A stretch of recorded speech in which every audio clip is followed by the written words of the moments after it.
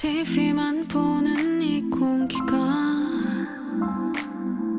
불편해진 건 조금 된 얘기.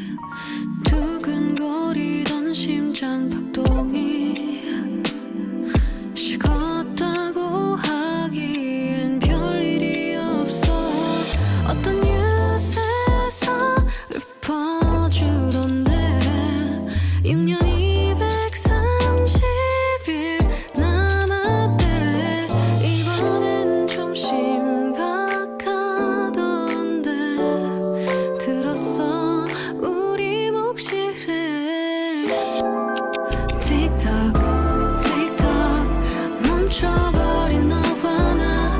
남은 시간은 6년 230일. 틱탁 틱탁 초침은 또 움직여. So let's walk and talk. 우린 사랑해야 해.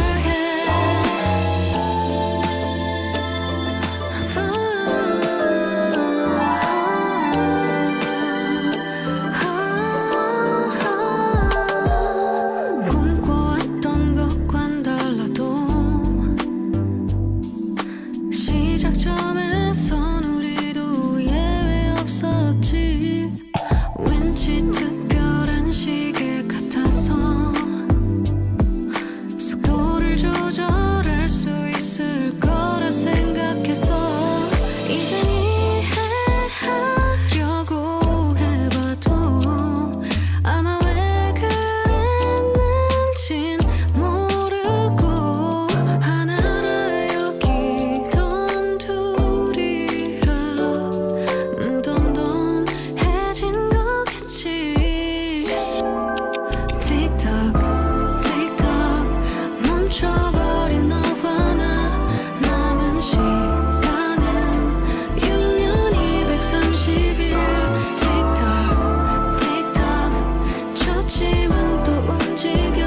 So let's walk and talk. 우린 사랑해야 해.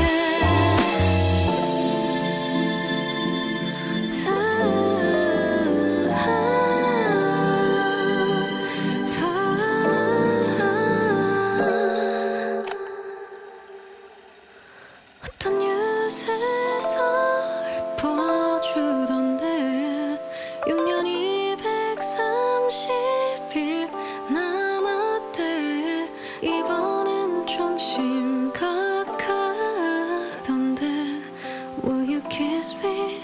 It's just you and me.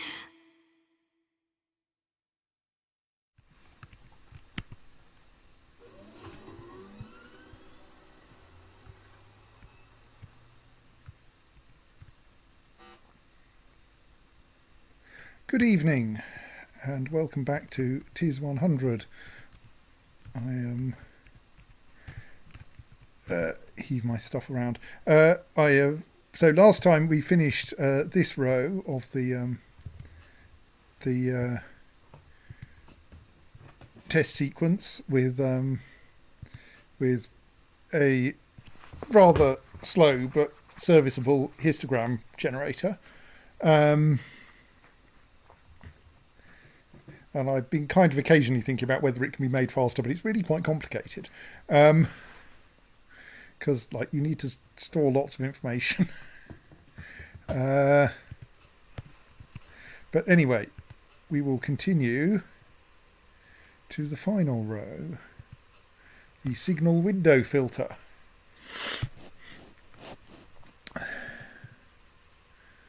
So it appears that there are two styles of solution for this: the about 250 cycles and the about 2,500 cycles. Maybe those correspond with those two peaks, I'm not sure. Yes, this was built. Machine was built to be used. Observe one thing, not just anything like a camera, something specific. Its memory still contains the last thing it saw. Dun, dun, dun. Right. Yes. Meanwhile, we have a challenge. Read values from in, write the sum of the last 3 values to out.3 and the sum of the last 5 to out.5. Assume prior in values are 0. So essentially we've got a a running average. It's an average, except that we don't bother dividing by 3 or 5.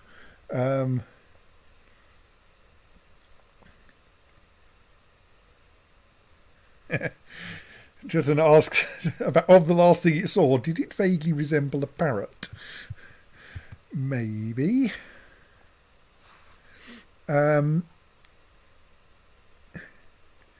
So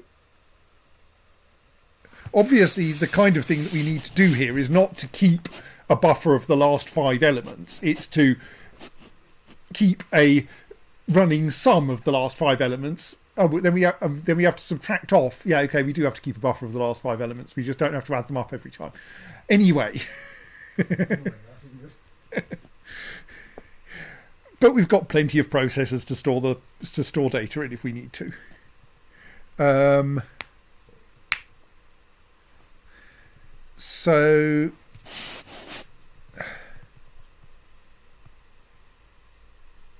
So we need a kind of 3-length delay loop and then a 2-length delay loop after it.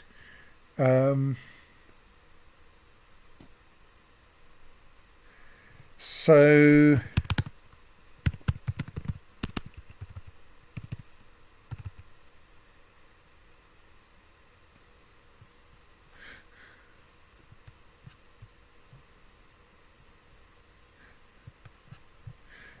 are you suggesting that this is FizzBuzz, Jacob, or merely related to it, or are you merely noticing one of the references in the name of my puzzles fuzzer? Thank you, I think. Right, so let's start with...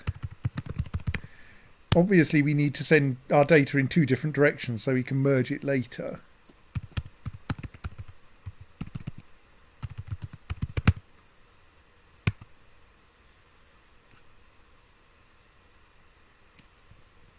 So I can imagine we might do something like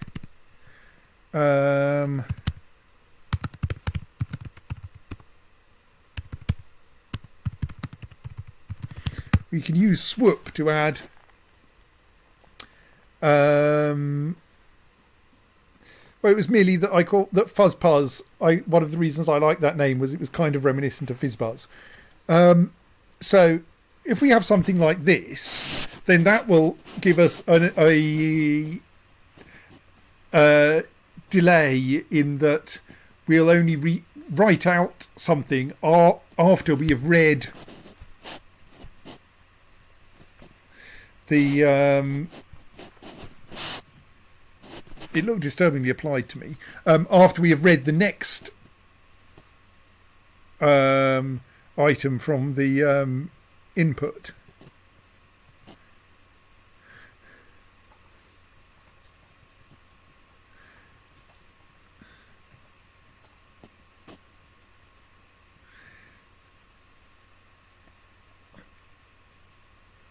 So that then gives us essentially a cycle of delay, plus we're going round rather... Okay, no, it's not called MUP, it's called MOV.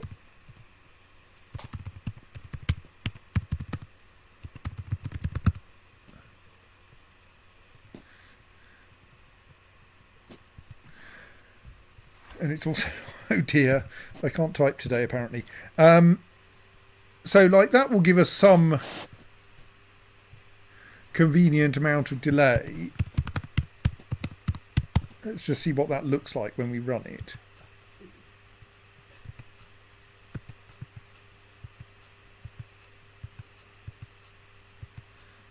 Actually, let's make that a mov ac left, just out of stop.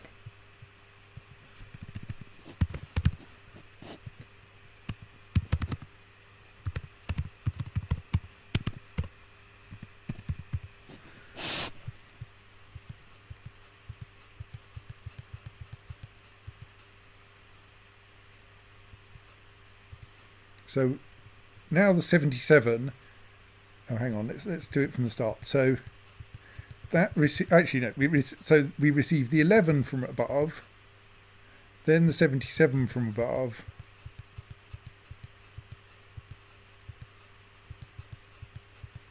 then have we just accidentally crashed?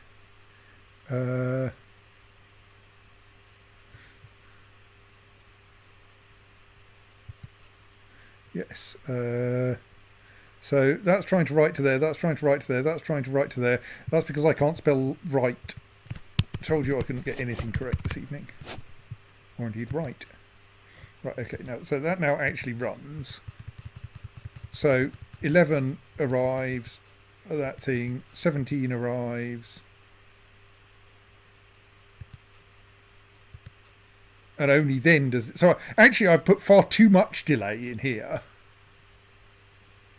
In that by the time the 11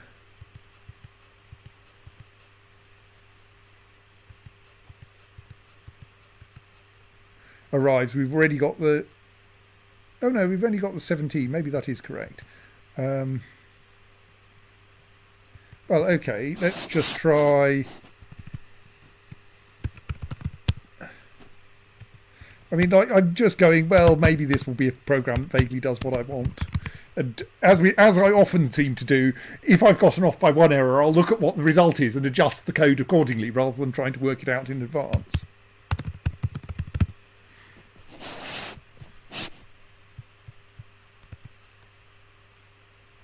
Oh, we should probably, send the result down.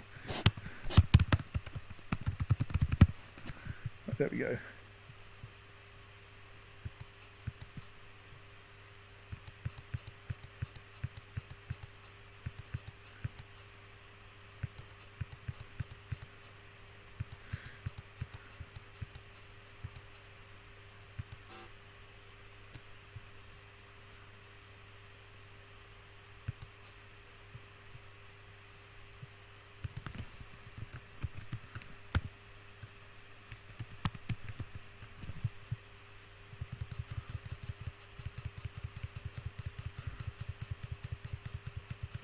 Right, that looks good. Okay, so that's stage 1 done.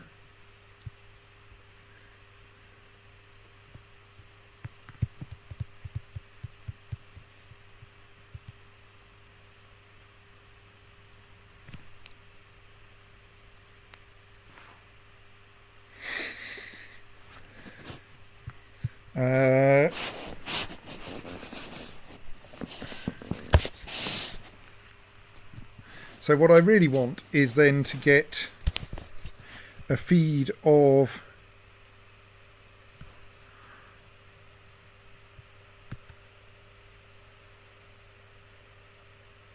how about does that work? Yeah. How about we shift all of this around a bit? So we put these two over here instead.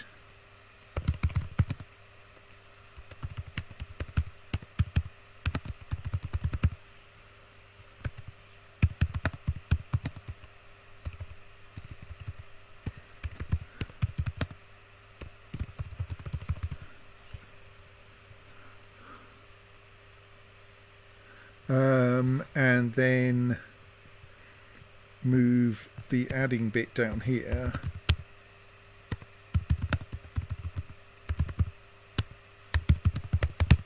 I mean, I've got too much delay, so probably I can reduce the number of processors a bit, and then we make that one.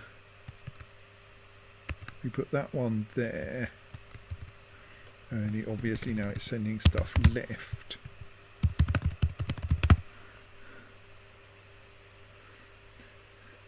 And that then means that we've got these processors free to sort out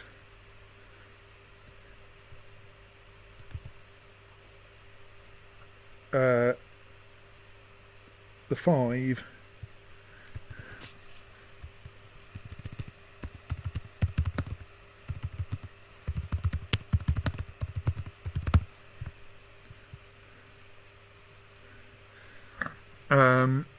So the only slight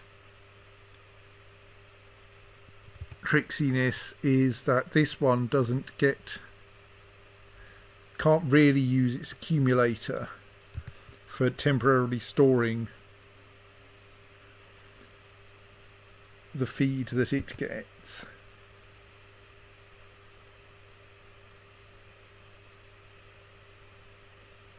I'm now wondering if we really have to have all this complexity at all, but let's keep going for now.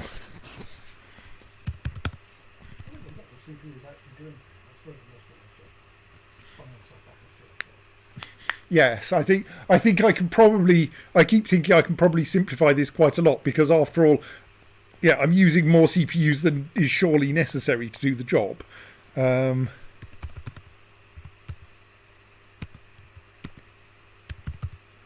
So the slight problem is that this needs to get a nice early feed, which this one gets to see, but it doesn't really want to trample its accumulator with it. But that's fine because it can just go,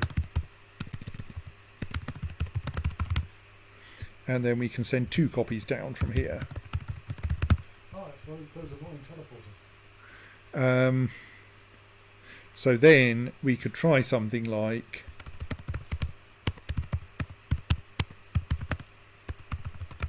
now I think that doesn't work because I think we've got the same amount of delay on each side, but I'm sure I can tweak it so that it does. Maybe we just do a thing like sending a spare 0 right at the start and hoping that we don't deadlock. Okay, maybe we're just going to deadlock anyway. Oh,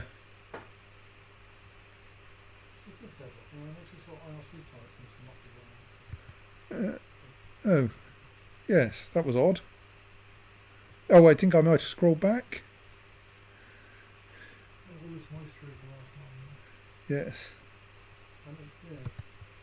Right.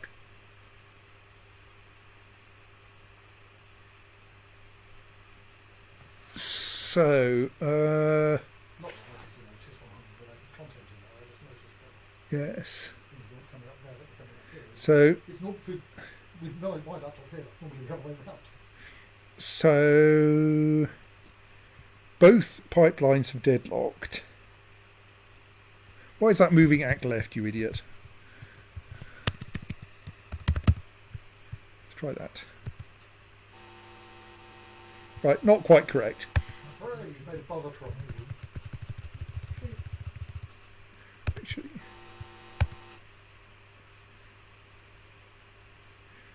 Okay, that's impressive. The answers are wrong right from the...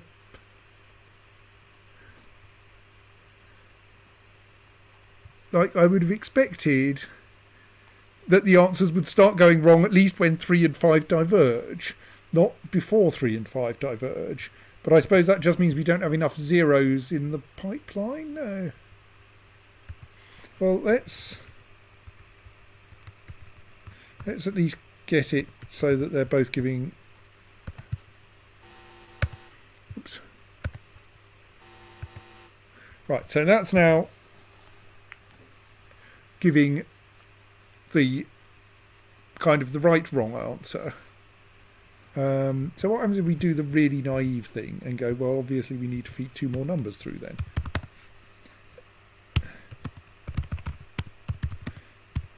Right, if we got that much slack in the timing that we can just do this.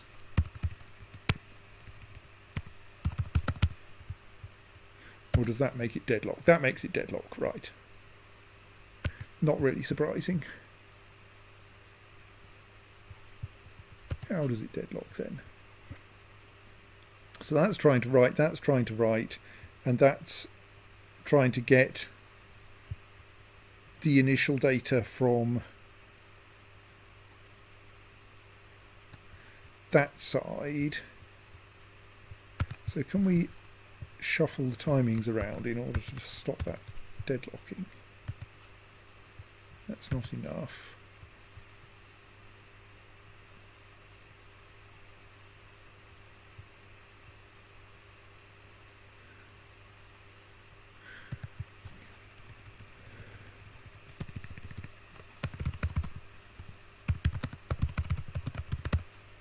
That's not it. Well, actually, let's just see if that gives us enough. Remove those two things. No, that probably doesn't, does it? Well, let's just add another.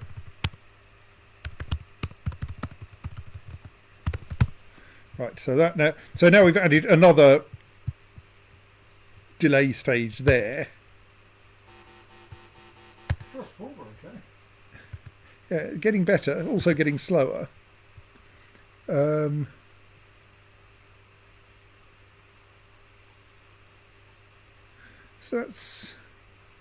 So that probably means it's subtracting the 11 too early, doesn't it? Because that's ended up. Yes, that's ended up 11 too low. So it should have been subtracting the 11 there rather than there.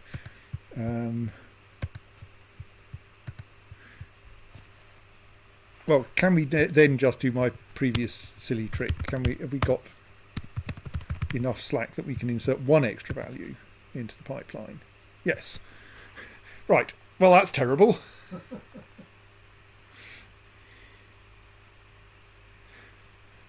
And it's neither of the two modal solutions, which were 250 and 2,500 cycles, give or take.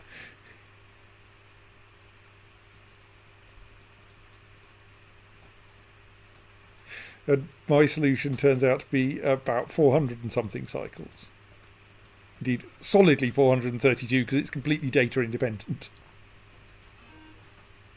Oh, okay, no, it wasn't 250. I was wrong. So I've used a lot of nodes. Well, I've used all the nodes. You haven't used the stack memory nodes, or does that not count? I don't think those count in the same way that there's a little note in the release notes for Shenzhen IO when they introduce the histograms, saying we don't know what whatever they called the programmable logic array it does, but it certainly doesn't look like it has any instructions in it. So I think similarly here, stack memory nodes are free. We don't know what the programmable logic array does.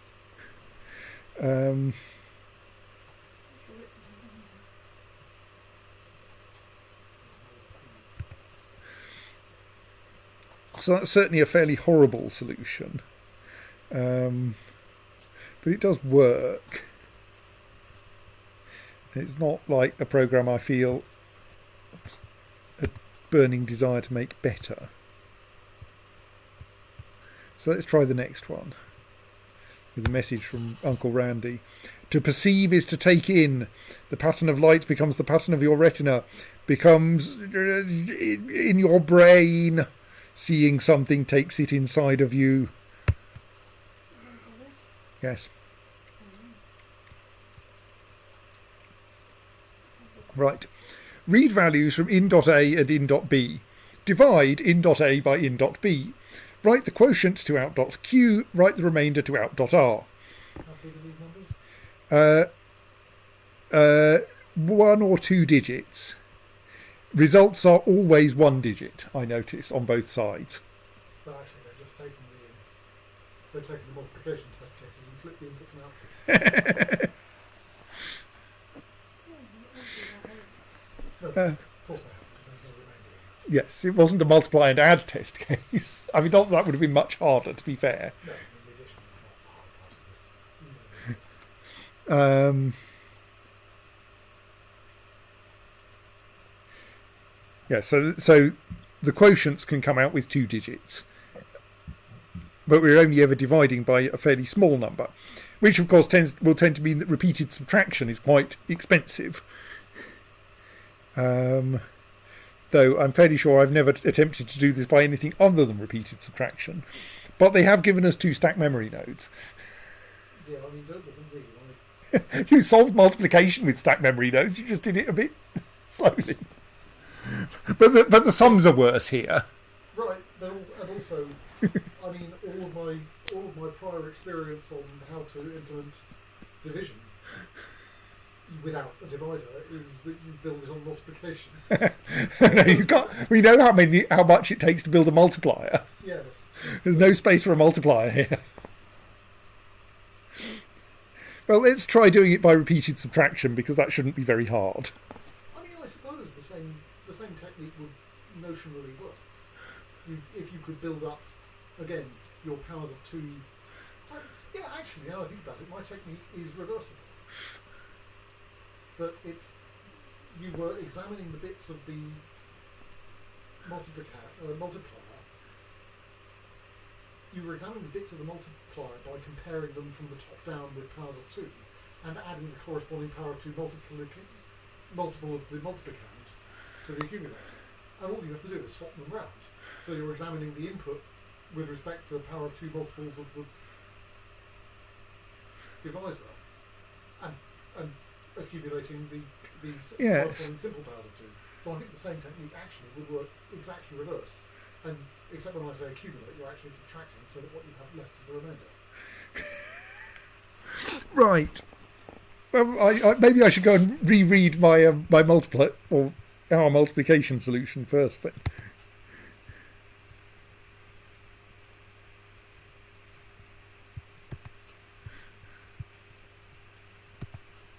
Apparently what it took me to have the inspiration for that was telling you I had no idea how to do it. So Yes, right. but I started explaining what I was finding compared with what causes this. It's usually the other way round. You think something's obviously easy, so explain how it's easy. And you go, oh, no, there's a nasty fiddly case there.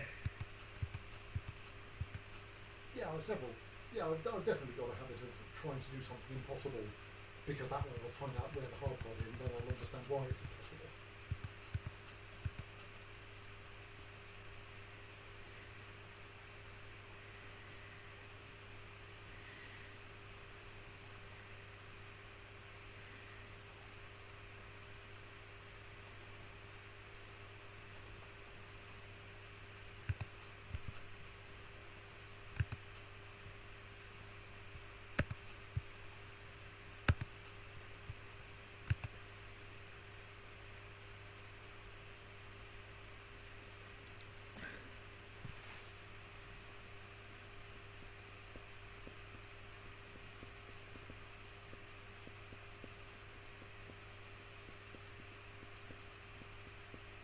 Trying to work out which way round I want these to go.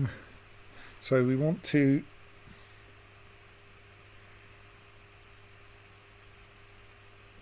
repeatedly subtract and from A,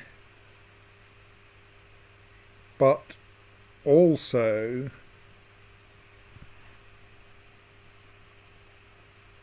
so I think we want to accumulate multiples of B on this side, or power of 2 multiples of B on this side and powers of 2 on this side, because this side has more easy access to B if nothing else.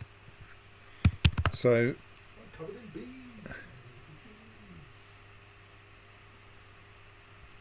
I mean, it is going to be hilariously slow, just like the multiplier. well, I mean, the sums here are at least a little trickier, I think.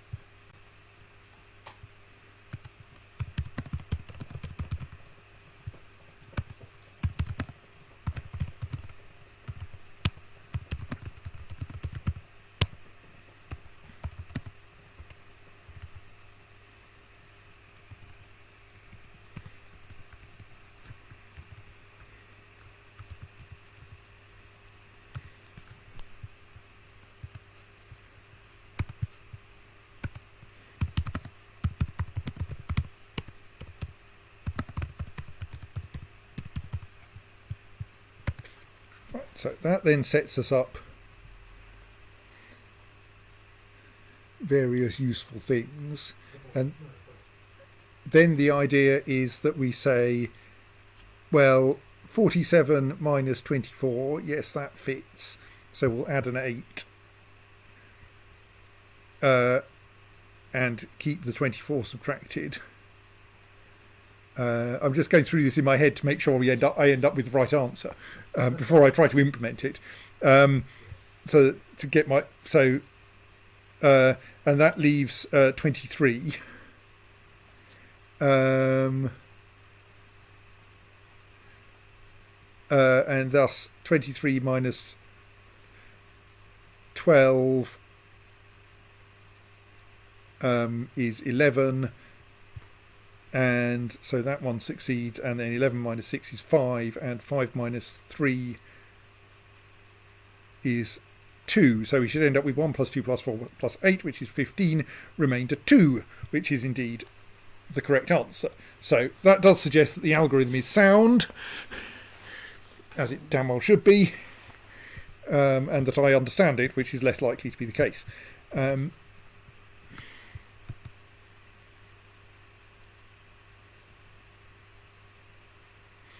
But the thing is now, actually what I want to do is to... No, but this is also where I need to accumulate...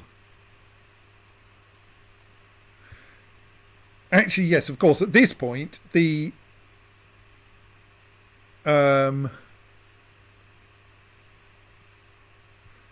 thing divisor is no longer needed. We don't pass anything down through this boundary, except possibly timing information. So what we then need to do is to get our we need to get A down into both of these cells, or something like that. Well, we need to get it down into this cell to do the comparisons. Yes, and that's actually perfectly reasonable. Doesn't really matter which route we take. Probably actually better to send it via this processor, because this one's probably going to have very little code in it.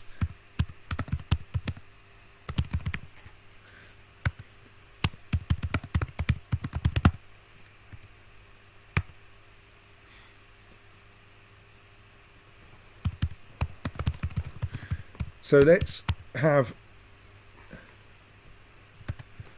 this processor stall until this one has finished filling up the stack memory node, and then it passes on the convenient number. We stick that in the accumulator, and then we have a loop which essentially goes sub right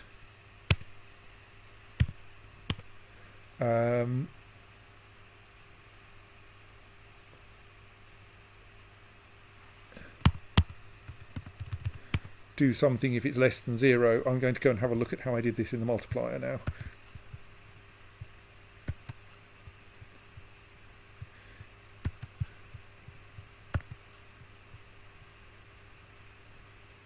So I went for sav sub right, do stuff, and then swoop to get it back again.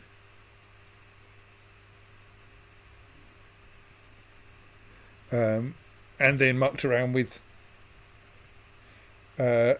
JRO in order to handle the but then that may be easier in this case where our feed of multiples of our feed on this side is powers of 2, which are easy to generate. So I didn't come up with a cleverer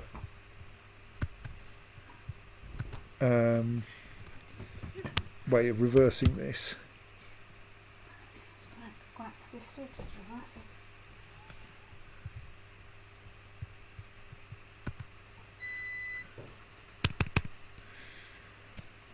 So, right. So then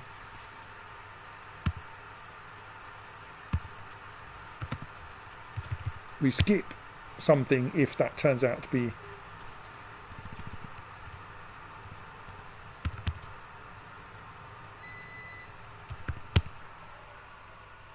So if it's less, then we swap back and do something to signal leftwards that it shouldn't add. And if it's and otherwise we signal that it should add.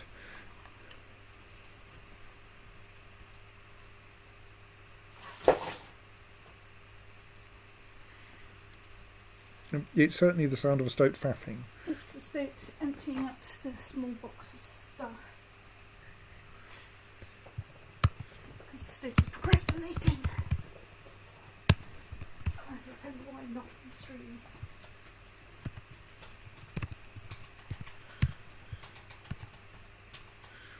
So then this one, if we are told to add, we want to go add left.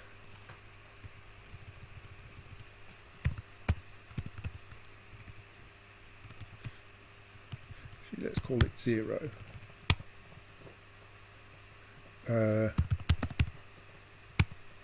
Otherwise, you want to discard from the left.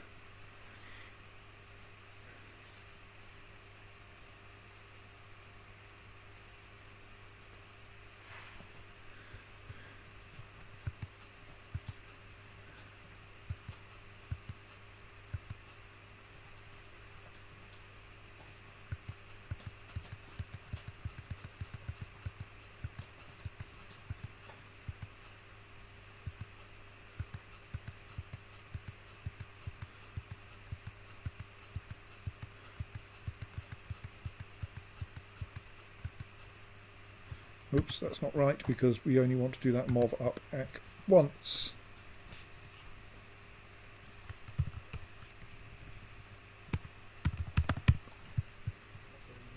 Strange at prefix. Well, no, because I need to do it for every set of numbers we're manipulating.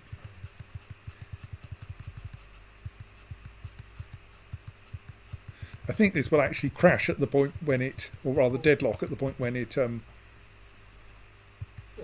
surely you now are only doing it once. Because Yes, for now.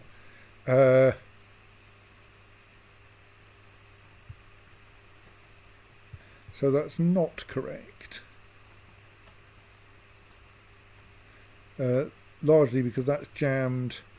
Oh, because that did a mov 7 when it really meant 3.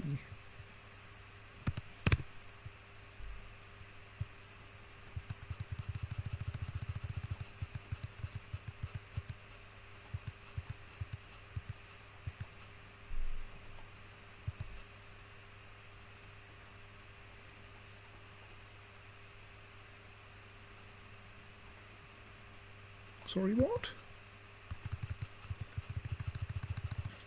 So 47 ends up in AC, gets saved. Then we should attempt to subtract 24 from it. We end up with 23, which is greater than 0. So we've got those two signals the wrong way round. That should be mov 1, that should be mov 3.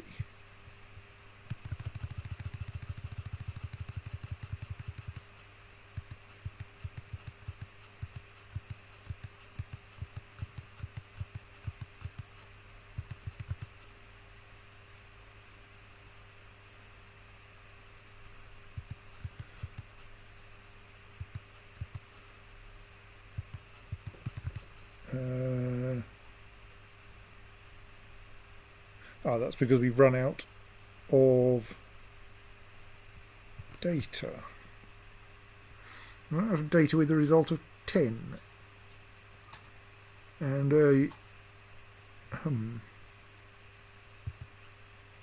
oh, yeah, that will work better.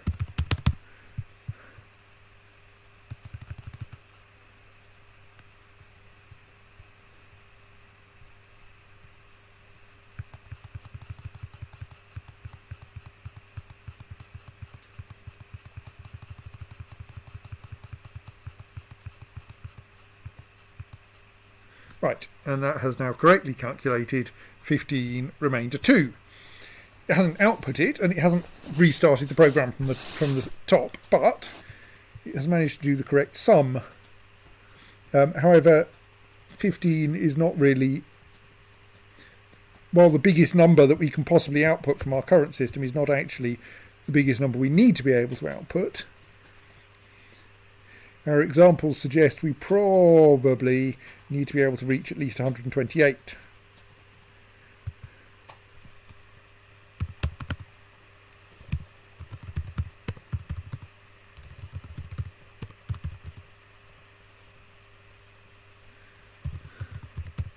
So we're going to need to do that. Now that's kind of exciting over here. Actually, we can remove that. So that saves us an instruction. So we need 3 more of these, which I think is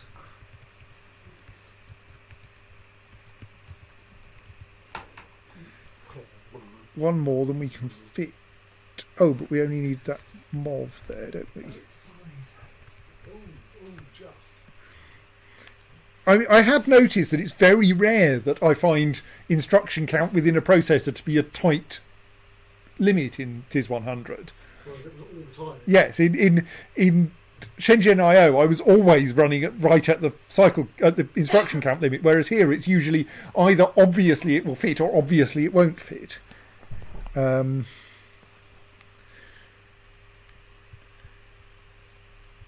Right, so that should crash at the same point, having produced the same correct answer. No, of course not. Well,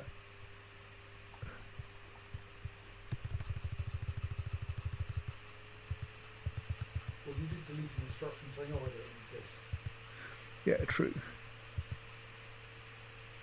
So we have 1, 2, 3, 4, 5, 6, 7 numbers there, and 1, 2, 3, 5, 6, 7 numbers there. So it certainly looks good. I mean, to be fair, I hadn't actually tested the not adding something branch in the previous test. I mean, if this doesn't work, you can always make it a loop controlled by JRO from the thing to its left. As soon as you throw the thing to the right, then also throw a handful of things saying do another addition until we get bored. Yes. I think it's probably just that previously I had only ever had an answer which was all bits 1, and so I completely not tested whether we could correctly get an answer with any 0 bits in it.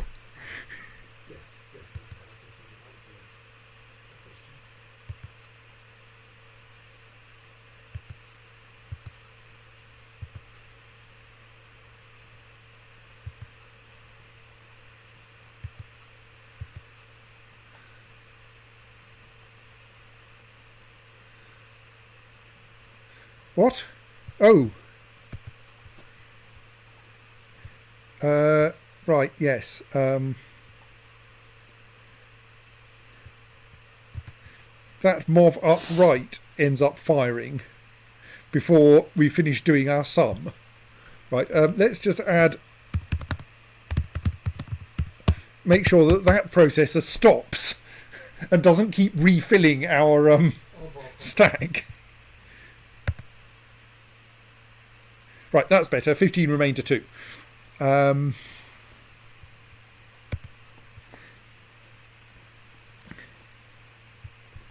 Well, we can at least have this output the first answer, can't we? No, because I think it crashes somewhere really unhelpful. Yes, it doesn't actually know what it needs to do at this point. And the way I dealt with this last time was by having this have some JRO instructions that told it what to do, or rather some things to feed into JRO.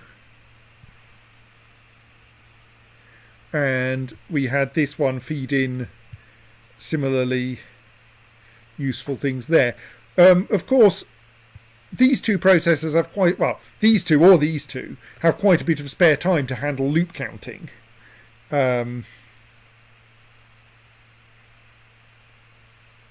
So, in particular, we could add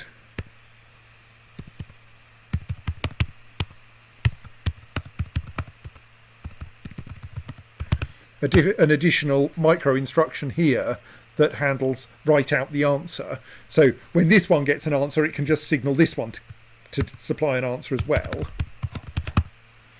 because it knows it must have it by then.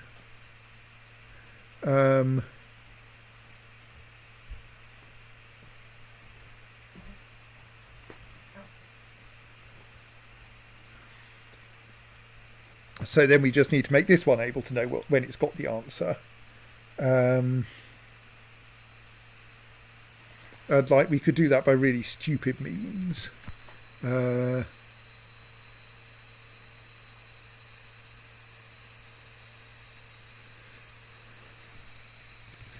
how about we do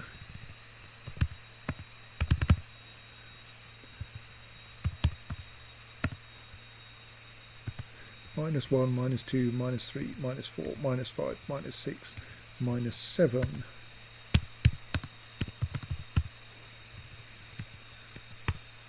Uh, 3, 4, 5, 6, 7.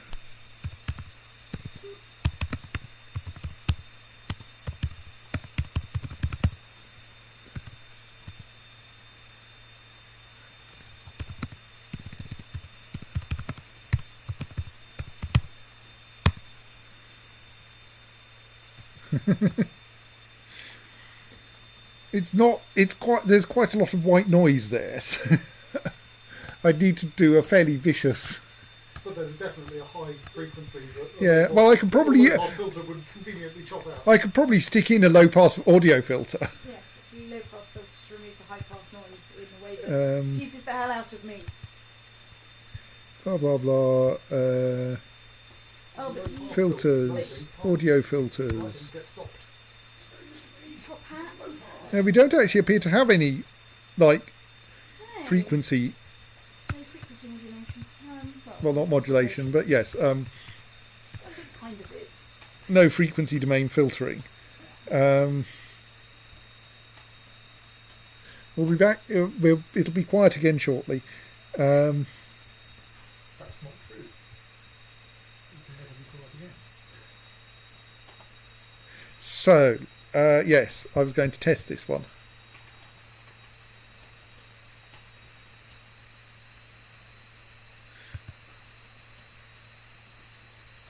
Okay, that didn't quite work.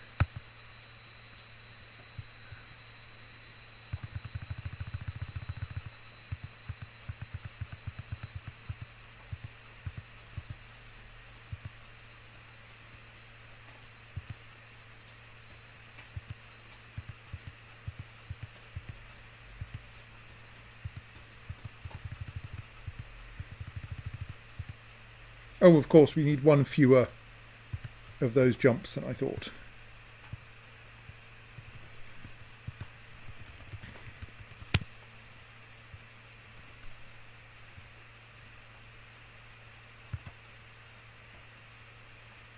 No, that still doesn't quite manage to produce any output.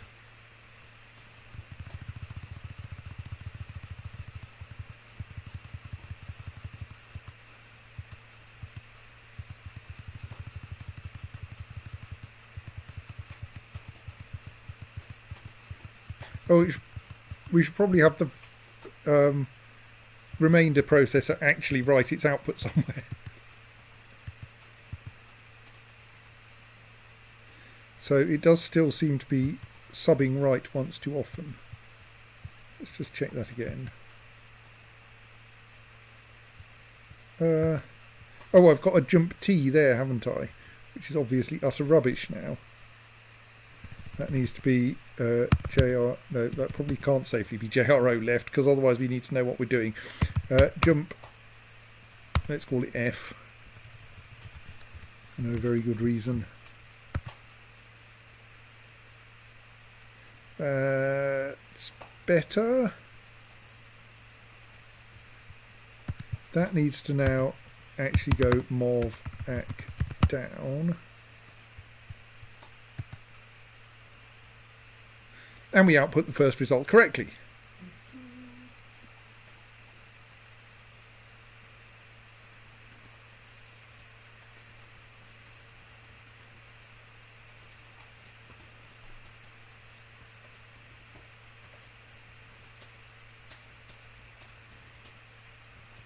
So now what we need to do is get everything reset after that. So where do we end up when that's happened? So this processor is expecting a signal from below to tell it that it's time to start the next cycle. And this one is expecting a signal from somewhere to tell it that it's time to start the next cycle. This one gets signaled that it's time to start a cycle by this one reading A from it. So we can... And this one, while it signals, hello, I'm ready, we just assume that this one's going to take longer to fill up its stack, so we don't worry about how long this one takes.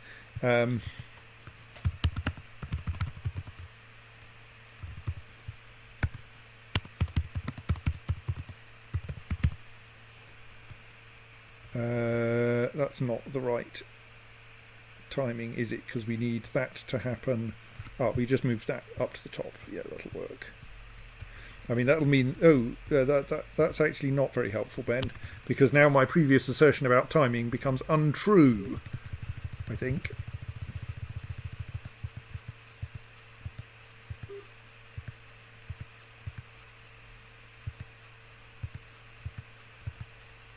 Yes, because if this waits for that to get the beginning of a new cycle signal, it's too late. No,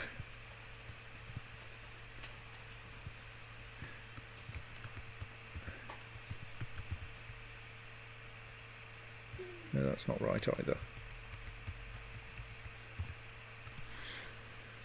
So let me briefly think. So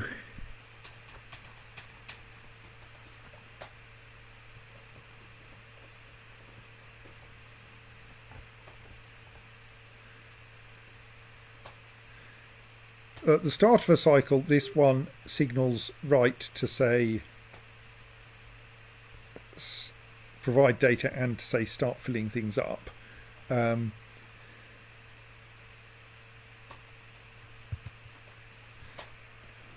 It could then actually go morph left ACK, which essentially sends kind of backwards a signal left saying it's the start of a new cycle, please do things. And then that will signal that, which will, yes, maybe that will work better.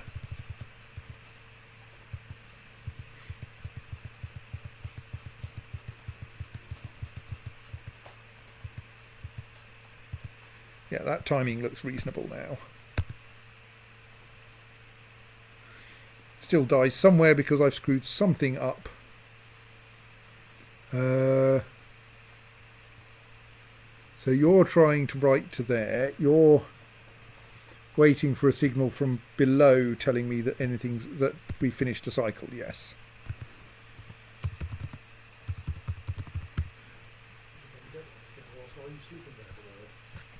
Yes.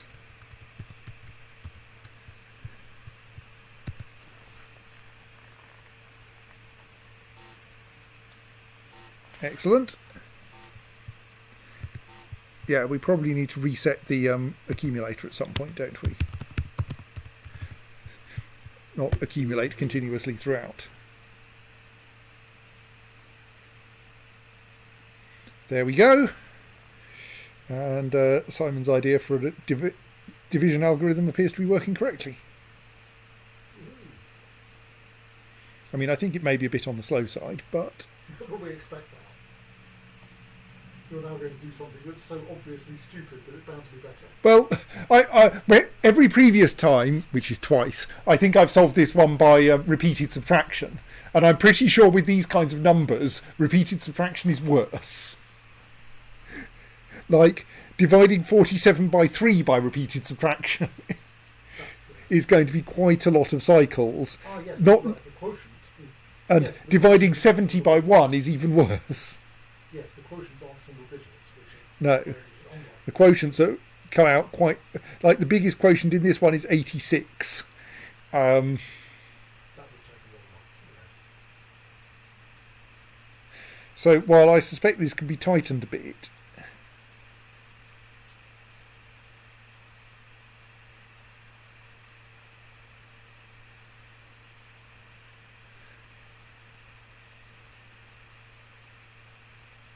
it is. I could hit fast. It's still fairly slow. It is pretty good in terms of cycle count.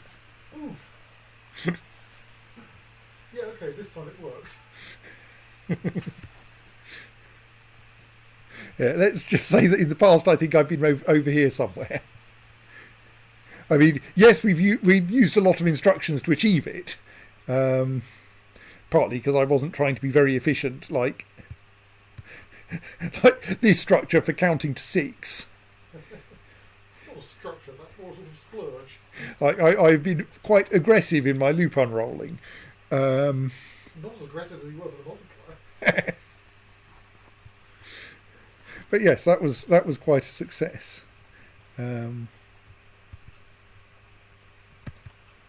So, sequence indexer. Reminds me of that Feynman story where he had an arithmetic challenge against some abacus salesman in a restaurant in Japan. No, Brazil, somewhere. And the abacus guy, for some reason, hadn't noticed that as the problems got harder, Feynman got closer and closer to winning.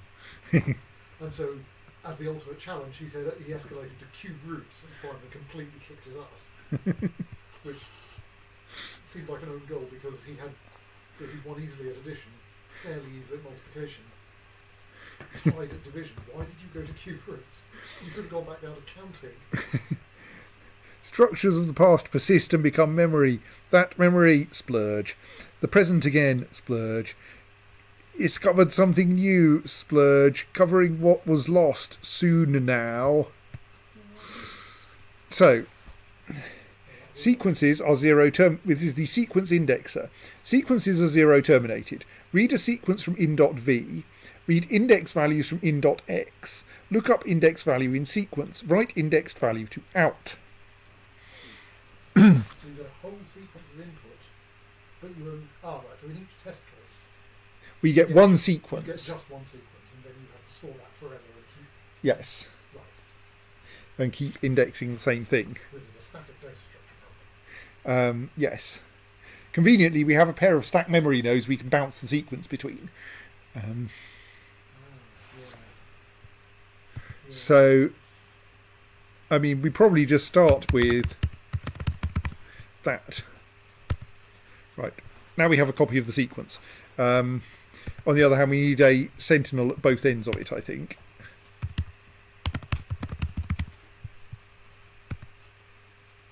No, that's very much not correct.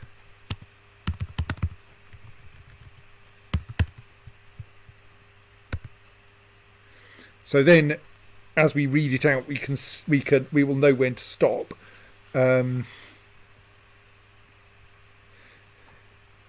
We could, of course, try to correctly work out when it's safe to allow the other nodes to do some processing, which probably means this one actually has to go a lot slower. As we probably have to do something like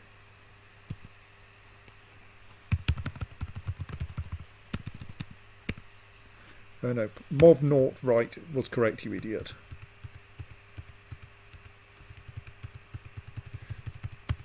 It would have been quicker to retype this and press Ctrl Z repeatedly. It's this one that needs to change.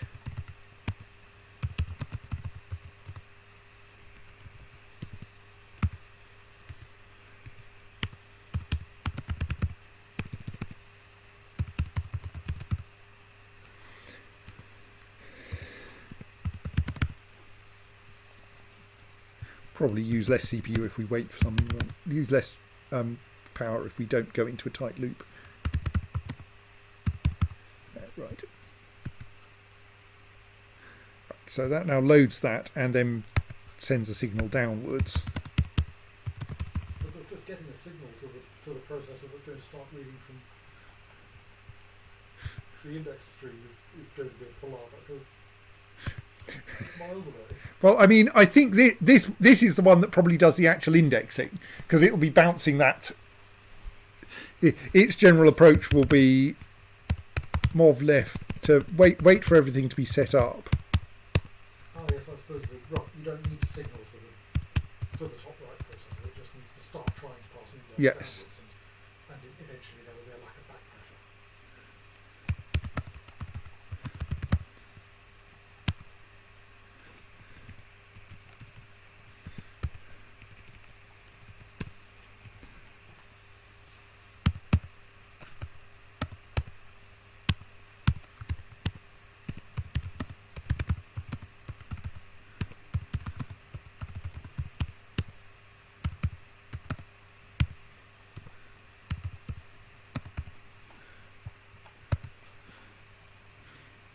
Well, that's not right.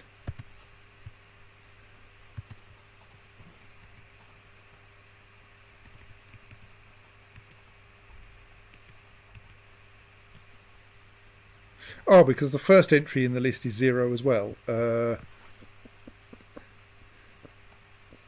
Maybe it isn't. Well, I mean, we can actually fix that fairly simply.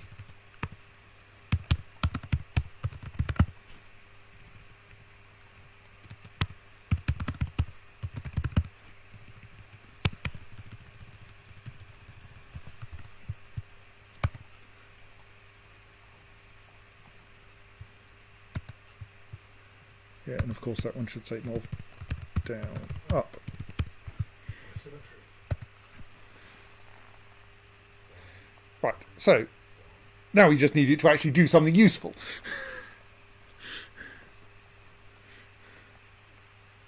I mean, there's a limited number of instructions left in there. Yeah, we're probably going to need a JRO somewhere. Yes, I suppose that convenient processor can work.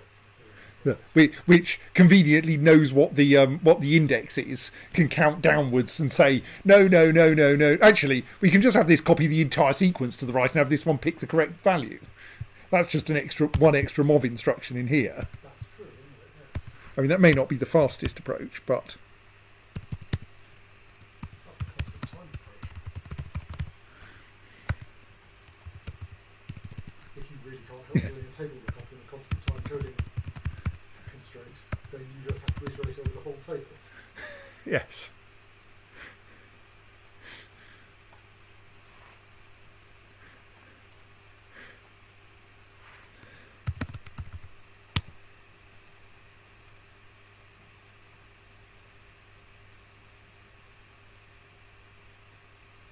And there's 0 indexed as well, right?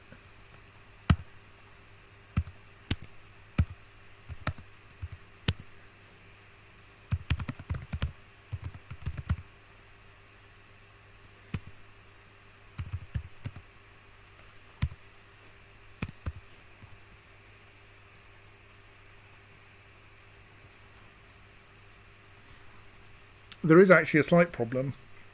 Oh no, but we'll get a 0 from the left, won't we?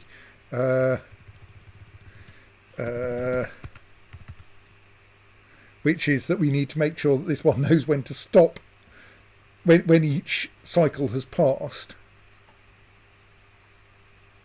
But that's fine. We just have to pay slight attention. So, and we know that the correct value can't be a 0 because the 0 is marking the end of the sequence. Excellent. Right.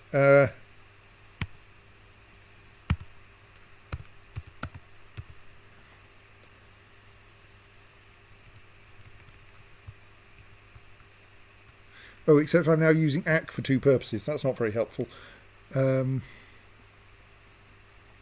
Oh, sod it. We'll use JRO as well. Is that helpful?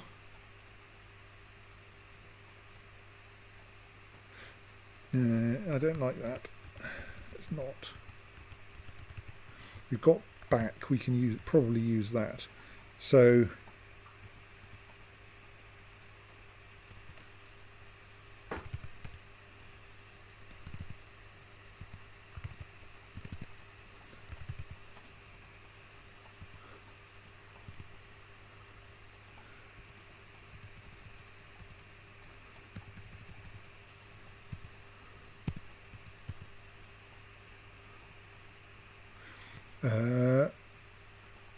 We don't need to do that because the correct value is obviously not going to be a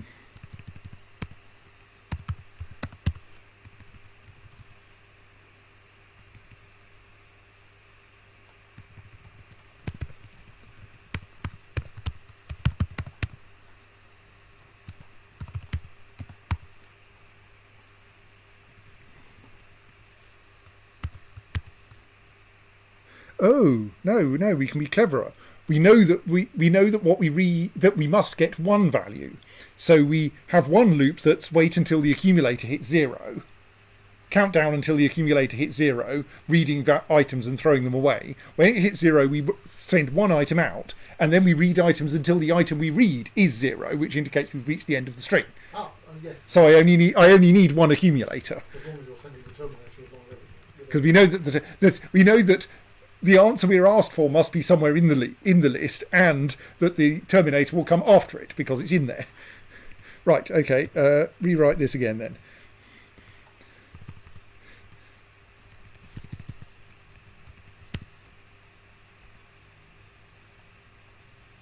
Not very much rewriting actually.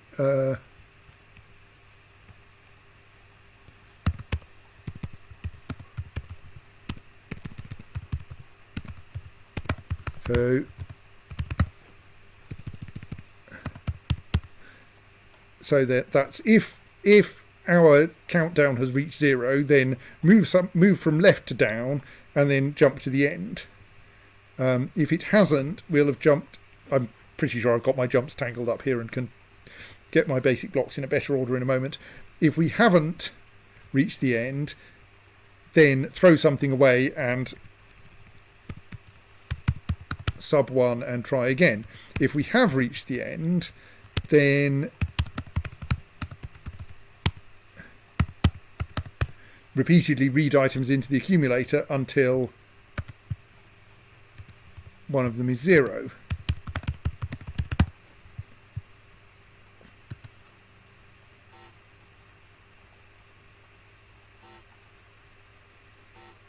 Excellent, we're writing a large number of wrong answers. But we are writing wrong answers at the correct frequency. I think, more or less, except I think we forgot one there. you're mirrored from the opposite. Am I running? Oh, yes, I need to do this. That process has reversed the string once. So we need to do this while it's going upwards, not while it's going downwards. Thank you. Well spotted. So this is currently our down loop. So I think possibly all we have to do is take that mov ac right and move it to there. Seems very plausible.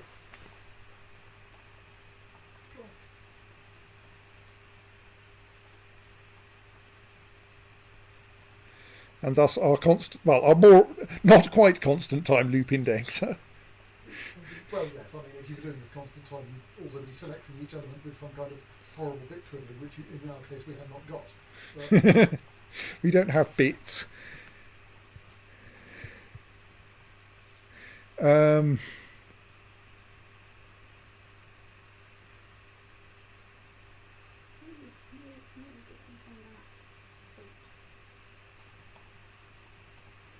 that seems to be working. I'm fairly sure I think I want to slightly disentangle this because it's got so many jumps.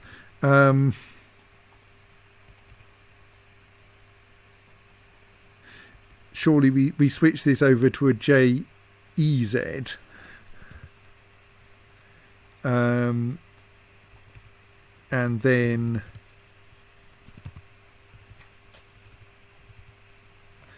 let's call it Z, in fact, that's a much more sensible name.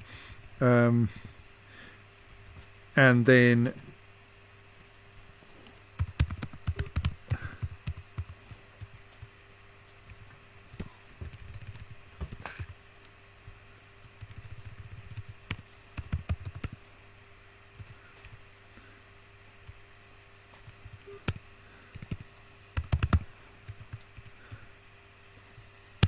yes. That, I think, is at least one instruction fewer. may even be correct. These trees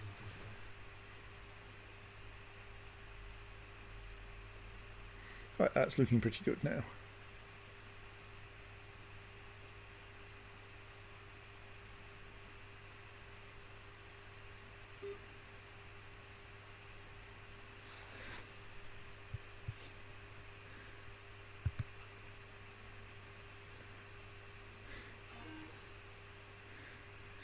So apparently this can be done a lot faster. Yes.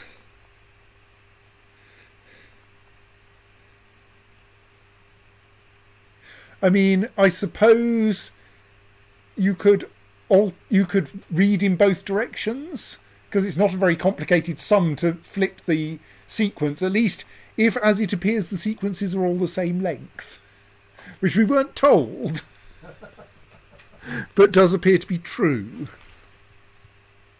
Right,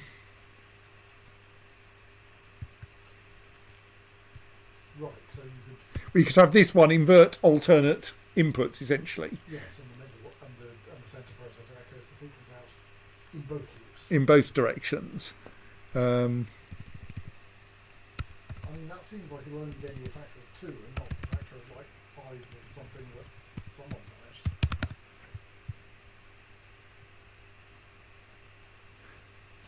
And there's bound to be an off by one error here, because I always make them in this kind of code.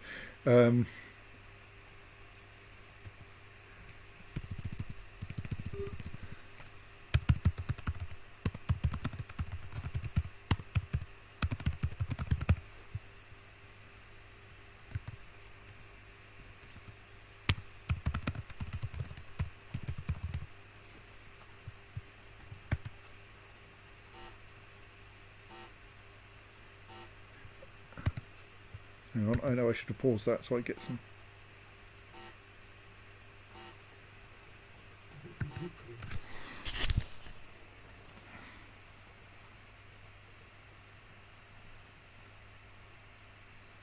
Okay, am I doing this backwards somehow? I thought the first one was meant to be backwards because we had that problem before. Or am I like completely screwing things up in some other way? Sub-ack, you idiot. Sub-up. Right.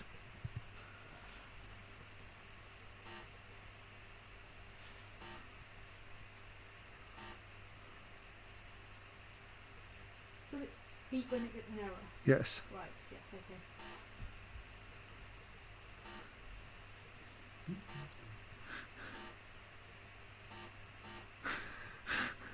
I mean, that's a weird selection of things we've got wrong, right? So there's definitely an off by one error. It's giving 0 when it should give 860. So that means There's enough by one error. yes. And why am I? No, that is right. I'm just going to try moving it in one direction and see if it helps. Yes.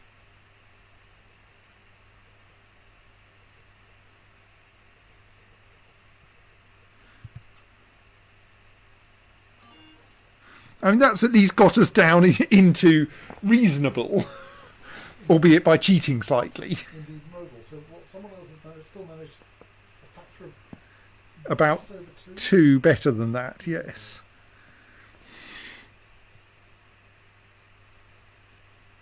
I mean, I suppose if you did manage to fold the selection into the same processor, so you didn't have 2 processors looping back and forth with the sequence. But I don't have a specification to go with that very handbrake. Well, and the thing is that then, yeah. So if we pushed the selection leftwards, maybe that could then make that loop. Well, but we're still going to need an instruction in this loop to discard or instruct this processor to discard. I suppose this processor is going to be where most of the hard work's going on. So anything that can save this one some instructions, even at the expense of adding instructions over here, is going to improve matters.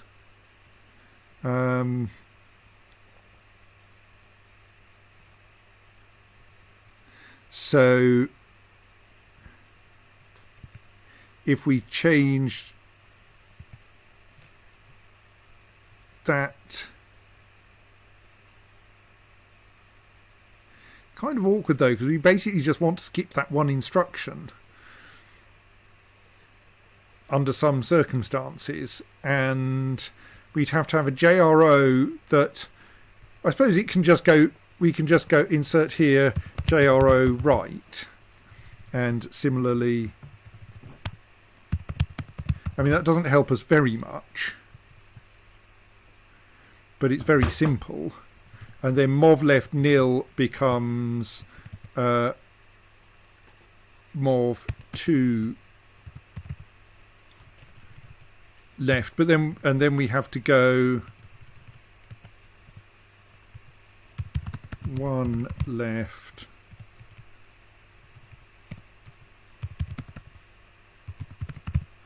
oh, Claire won't get to see the end of the game. So I think that's probably correct. Whether it's actually faster, I'm not sure.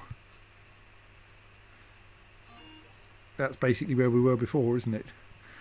I can't remember if that's actually a slightly better number, but it's certainly uglier code.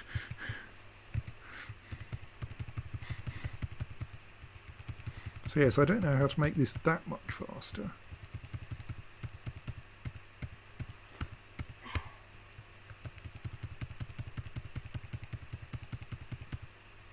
So let's keep the one that's at least not ugly.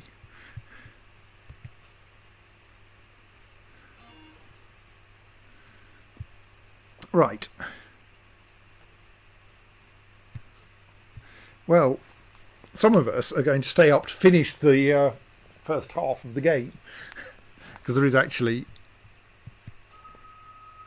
a second half. Maybe I shouldn't have pressed that button yet. I pressed the TIS-100 directory button. Are you sure you wanted to do this? It sounded like you were trying to connect to the internet, only it went very wrong. Which mostly demonstrate. I'm mostly going here to demonstrate that we're halfway through the game. Right. Here is the second half. Okay. But I think we may be towards the end of the original game, like with Shenzhen IO. I think the second half was an add-on. Yes. Oh, we've got 2 more things to go. Actually, maybe we won't manage to finish it tonight. Yeah, I mean that actually sounded like someone trying to connect to the internet through an old-fashioned modem that had a bunged-up nose. Well, yes, I mean, that's why it sounded very wrong. I mean, obviously, you know. It sounded sort of 50% like the sound of our teenage years, and about 50% like someone had done severe violence to the modem. My teenage years were at 2400 baud. They didn't sound like that. Well, yeah, I mean, okay, I'm a couple of years younger than most of you. Actually, the modem I used most of that time didn't have a speaker, so the sound of it was pulse dialing BBS numbers in London. Because our exchange didn't support tone dialing either. So it would go tick, tick, tick, tick, tick, tick, tick, tick, tick, tick. Tick. Yes, tick, tick, tick, tick, tick, tick, tick, tick. I'd like to point out that I lived in tick. A total backwater. Tick, tick, tick, tick, tick, tick. And I can't remember, damn. Didn't get internet 01816542212. until 1996. That, I think, is Arcade BBS in London. Right. Was Arcade BBS in London? I think it still exists, but it probably doesn't have that phone number anymore. No, I think there's been a change of prefixes since then. Apart from that. Yes, it would now be 0208 6542212. Yeah, that I didn't get till I came to university. Till I left university, indeed. Well, I was going to say, at university, we had proper computer rooms with well, right. I was going to say Ethernet, but probably not Ethernet at that point. I installed quite a bit of the Ethernet. Right. Well, for your part. So, Sequences are zero terminated. Read a sequence from in, sort the sequence, write the sequence to out. Yep, we're doing proper computer science here. If we can make this order n log n, I will be very impressed. When you say sort, Given that given your memory can't randomly access its own shoelaces, I think this would be very hard. What?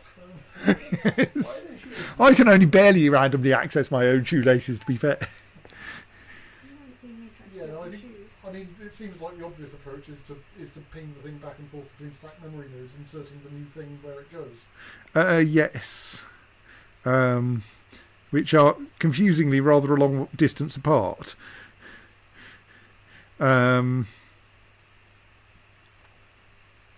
So yes, we do something like we start by loading a stack memory node with 0. Also, you've got to deal with multiple sequences, so somewhere you need to empty everything out and throw it away.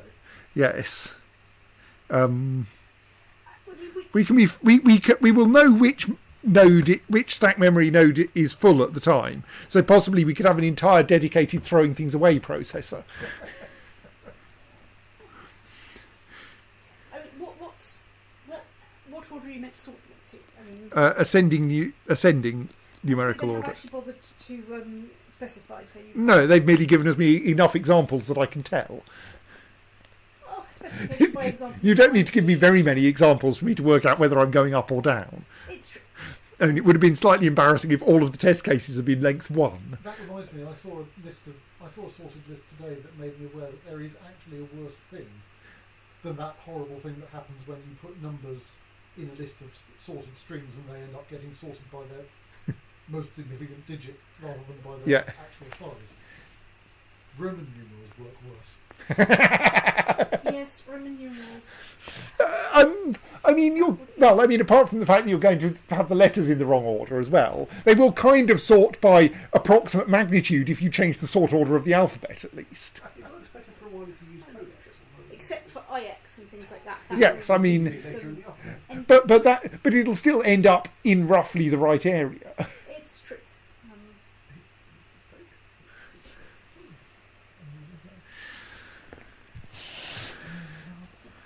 Right, so yeah, I don't think we're going to finish the game tonight, which is slightly a pity because I kind of wanted to end a session with the end of the game. Yes, it's true. I might not be able to finish this one tonight. I've only got 15 minutes. So yes, I think an insertion sort is the way to go. So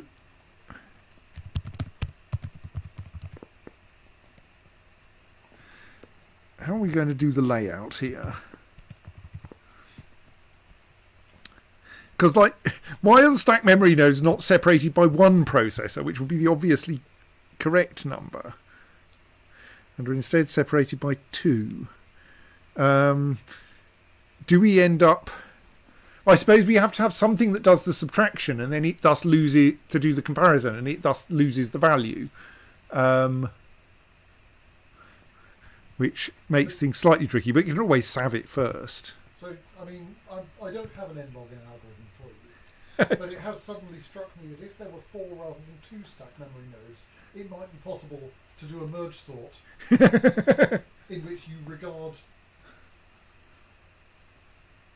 In which you start by putting the number alternately into one pair of stack memory nodes, and then you regard them as containing a long chain of length 1 lists, and you pull out a thing at a time, merge them, and put them into the... But you'd have to alternate the output list between the 2 processors, so that you could then do the same thing in reverse, and the processors in the middle would get very crowded. But Yes, okay. I think I can believe that there's a reasonable merge sort algorithm with 4 stack memory nodes, and maybe even one with 3. Actually, 3 would be... aren't they The trouble in is- place? The trouble is that you do need to be able to read from the 2 lists you're merging in arbitrary order. Yes, yes. Because that's how merging. So you need 2 input stack memories. I mean, I'm taking this. This is modelled on the linked list merge sort that's on my webpage, but that's allowed to take a single linked list that's regarded as a long chain of sorted sublists, because there's nothing stopping you from saying, okay, let me take the first n items off this list and treat that as one of my lists, and then take the next n Yeah. items off, and then they're separate linked lists, and I can go over them because I'm not limited by this stack business. But Yes. So yeah, I think you need at least 3 stack memory nodes to be able to do that, because you need 2 sources and 1 destination. But So- then you need to swap it round and turn them. Yes. Oh, I see. But your plan is then you Then I pump it all back again, separate pumping phase. Yes, right. Okay. 3. Oh, right. I agree. Then 3 would work. but we've only got 2.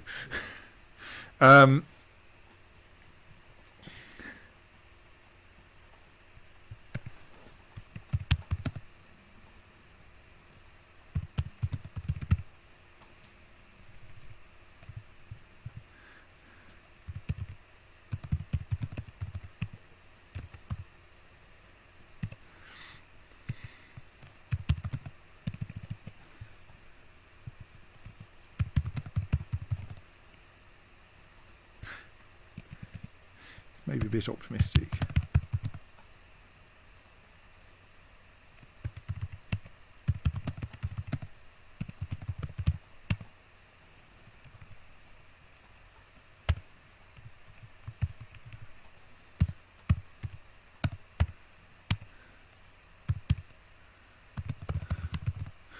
This is just, that last instruction is just stop for now. That's the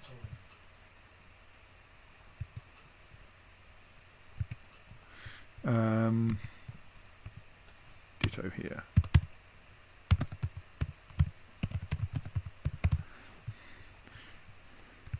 So then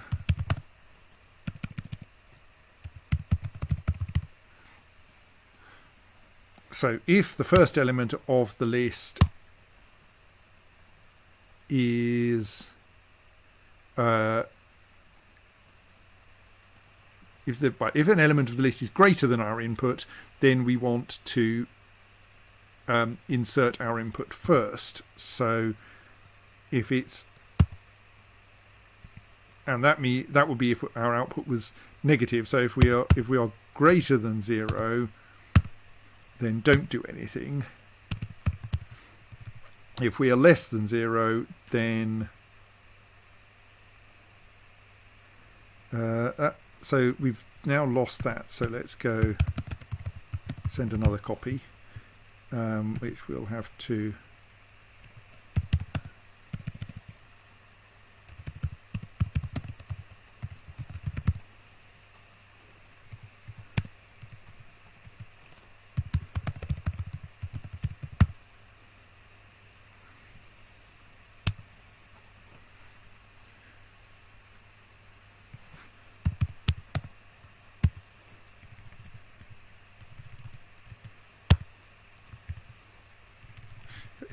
Missing lots of things like loop termination condition and putting anything back.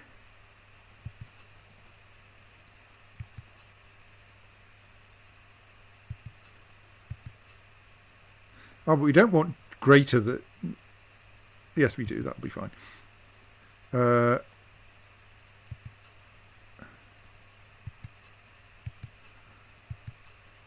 Okay, so our slight problem, of course, is that if our list starts off with a 0 in it, we don't want to carefully sort our first input after that 0. Rather annoyingly, 0 needs to be treated as greater than everything else.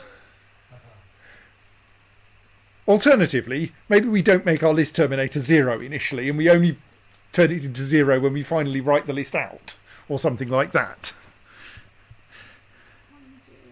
Maybe this processor converts 0 into 999 and the output processor converts 999 back to 0 again.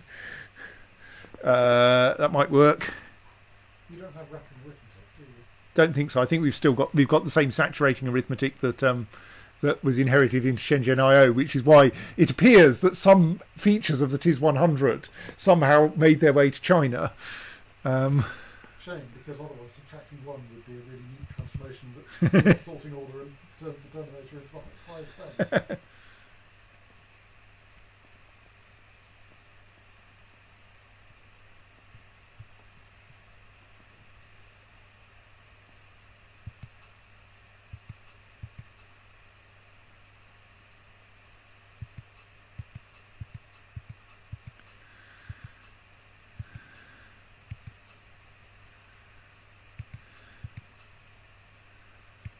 Right, well, that's a good start. We have successfully sorted 67 into our list in the right place after having frigged the list terminator so that it would work correctly.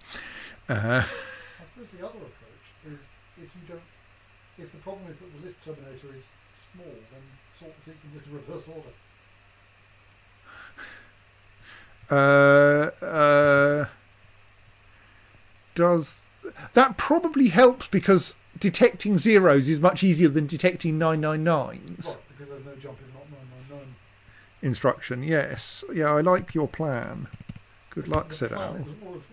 For you are the man. Except I am, well, right, so just change that to JLZ instead.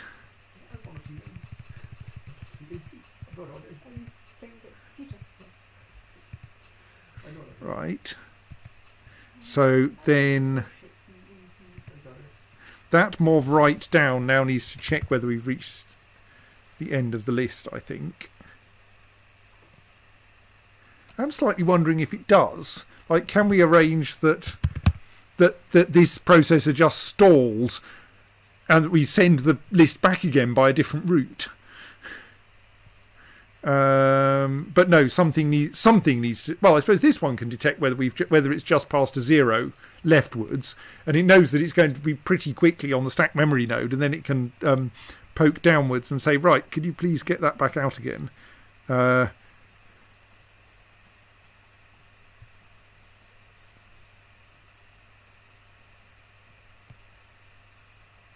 it is almost midnight, so maybe I won't get this one finished.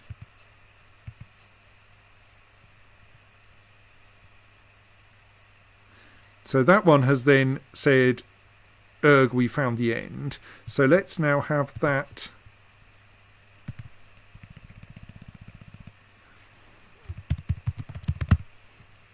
use that as an occasion to signal this.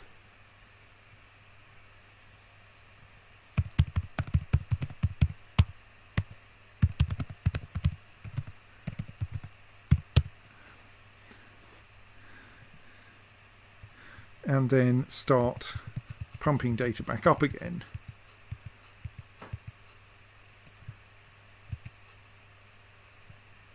What happened there?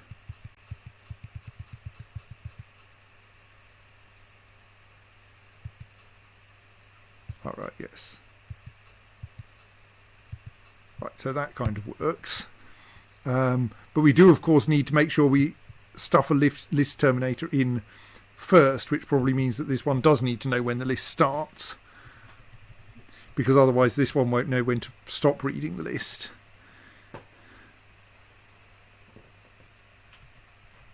So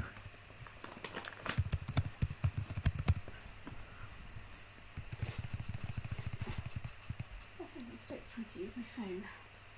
Really hearing the book recipe there.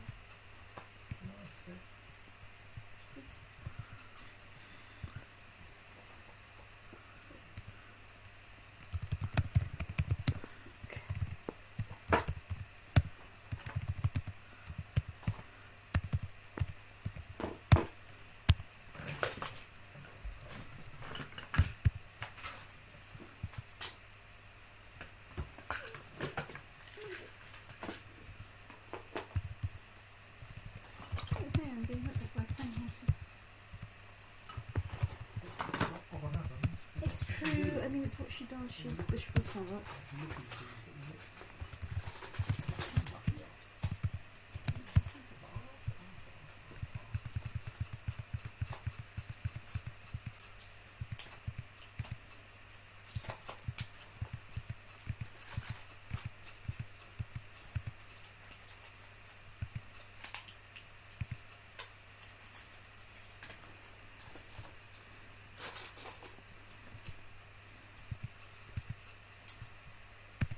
except that now I've got that spurious 0 there. But that's fine. We can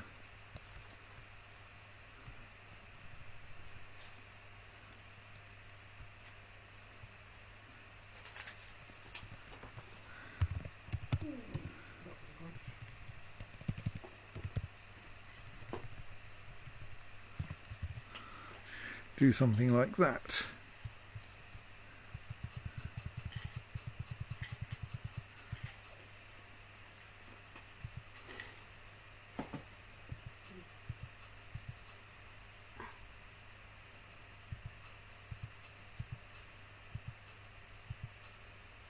You always want to bring one of those fake doing Except noises on the that's stream. It's wrong.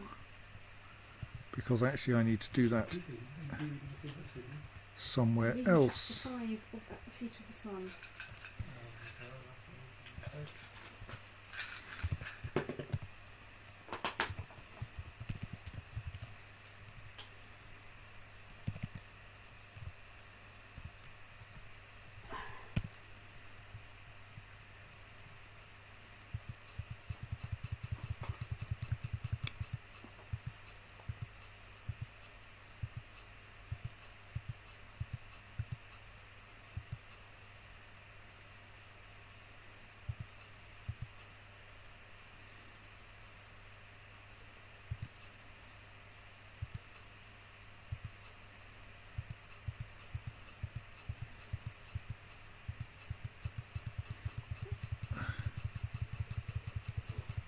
Well done. Everything's terribly, terribly confused and keeps... Oh, that wasn't how I was expecting that to go. It gradually constructs a list containing three copies of 67 And then gets too confused. and then stops. Well, at least they're in the right order. Well, they're in a right order. Yes, yes. Well, I mean, no one said our sort had to be stable. I mean, to be fair, I am fairly confident that this code will tend to produce things in the right order, even if they're otherwise utter rubbish. So part of the problem is that we then end up in this loop, and it never knows when to ask for a new thing because I carefully avoided it needing to know that, and now it needs to know that.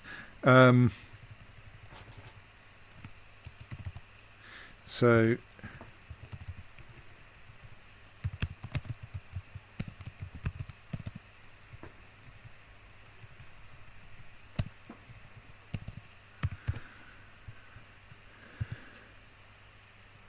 Okay, that now crashes.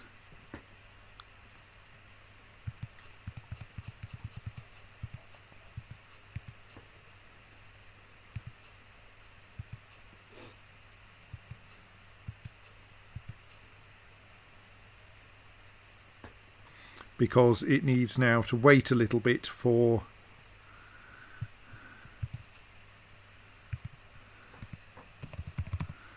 our friend over here .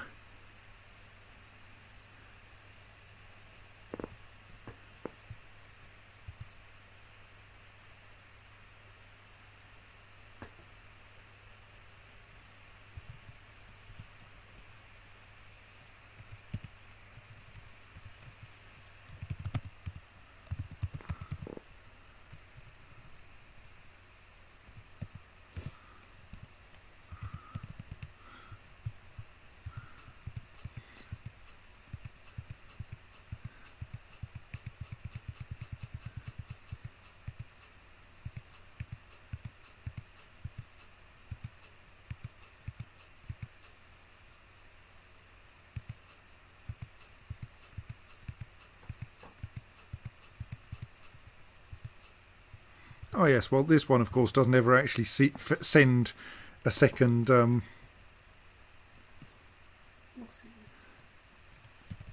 of course, it wasn't going to produce a sorted list containing anything other than 6. because the only number of whose existence it knew of was 67. No. Really.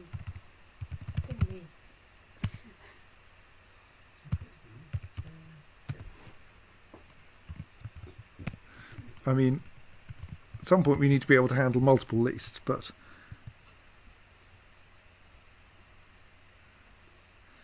wow, that's spectacularly wrong.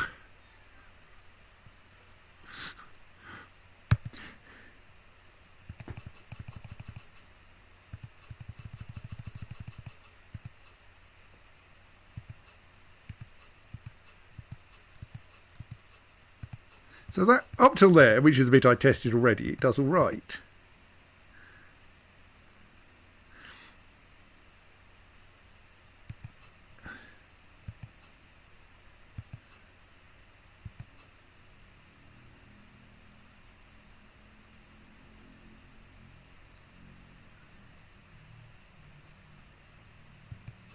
Oh, we probably that no, that salve is in the right place. It's off everything else that's mislaid. So 27 contains the correct thing. Oh, but we need another swoop in order to retrieve the thing we're actually comparing against.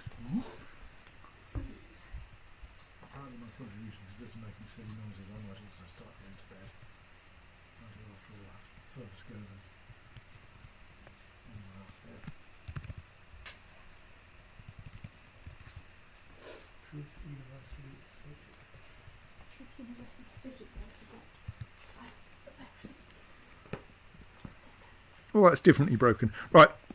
Since it's 5 minutes past midnight, I'm going to cease here, and we'll pick this up again at some later stage when I've got slightly more brain and can work out how to do this, and in particular can realise that this is actually in part the indexer, and I should make it work like the indexer works. But for now, that will do. Return to the segment list. So I think we will turn this off and say good night, everyone.